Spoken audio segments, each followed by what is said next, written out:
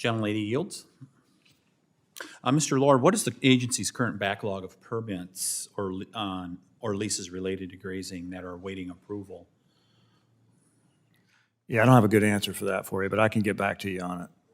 Yeah, if you would, that would be terrific. And that's both the backlog on permits as well as the leases, if you could do that.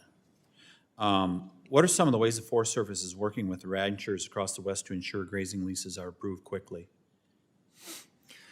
Yeah, I mean, some of the challenge that we have, Chairman, is staffing levels. You know, we've again, our range program is not funded to the extent that we would like it to be, and that, you know, again, we've got a finite number of employees, and a lot of times the grazing programs might have just one or two employees per district that are trying to manage these. And so a lot of times it's a personnel limitation. So I'll try to get some specific information for you, but you know, there's a lot of competing interest on public lands. And so a lot of times this makes it challenging for us to you know, be expeditious about how fast we can offer permits. Do you view this as a priority?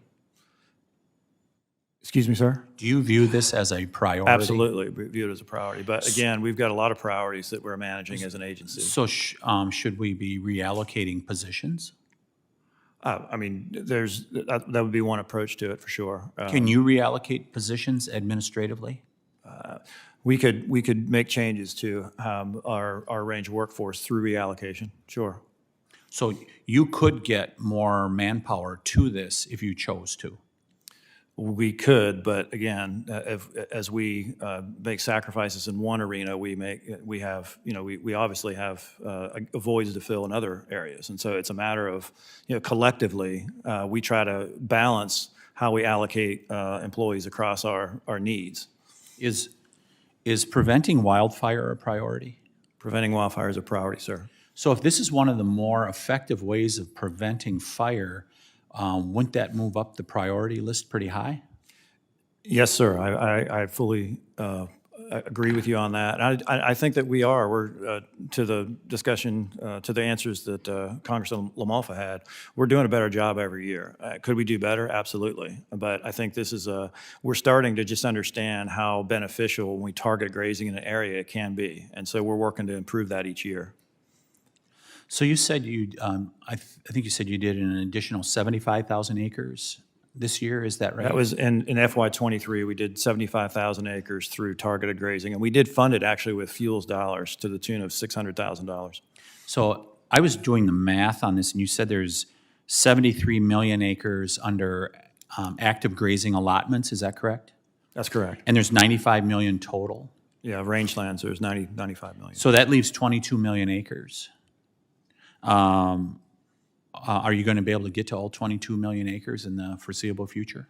Yeah, there's reasons for some of those 22 million acres not having permits. It could be that some of it's not suited.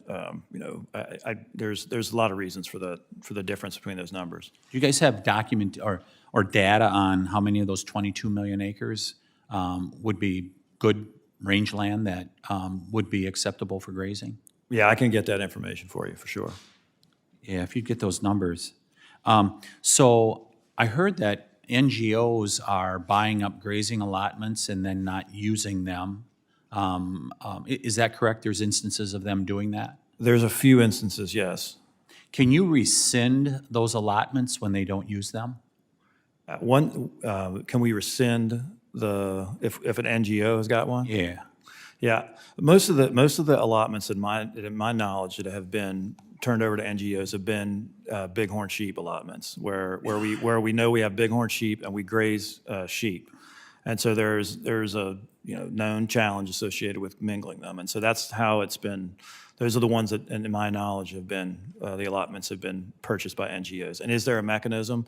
Yeah, we could as the allotment expires, the permit expires, we could renew in a different way.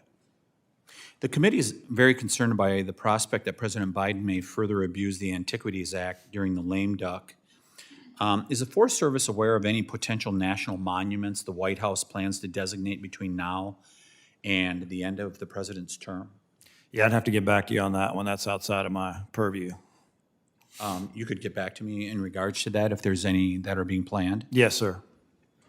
Has anybody in the White House or the Council on Environmental Quality asked the Forest Service to provide substantive or technical feedback on a potential national monument designation, including by creating maps for such a designation? Yeah, again, I'll have to get back to you on that one. So you've had no requests along those lines? I personally have not, but again, I cover the natural resources program, and that's more of a, that's a, different Have you heard area from than any mine. of your colleagues? Have they had that request? I'll have to ask them. Well, I appreciate you joining here, Mr. Lohr, and no further questions. Thank you for joining the committee today. Thank you. And we're going to move on to our next committee, next panel, excuse me.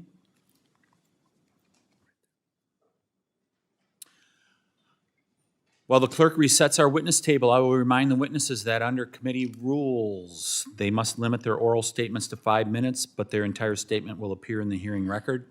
I'd also like to remind our witnesses of the timing lights, which will turn red at the end of your 5-minute statement, and to please remember to turn on your microphone.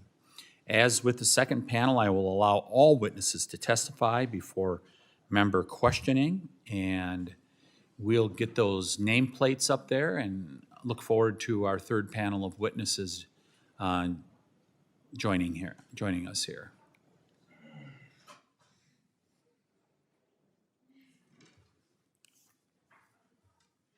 I thought that was okay.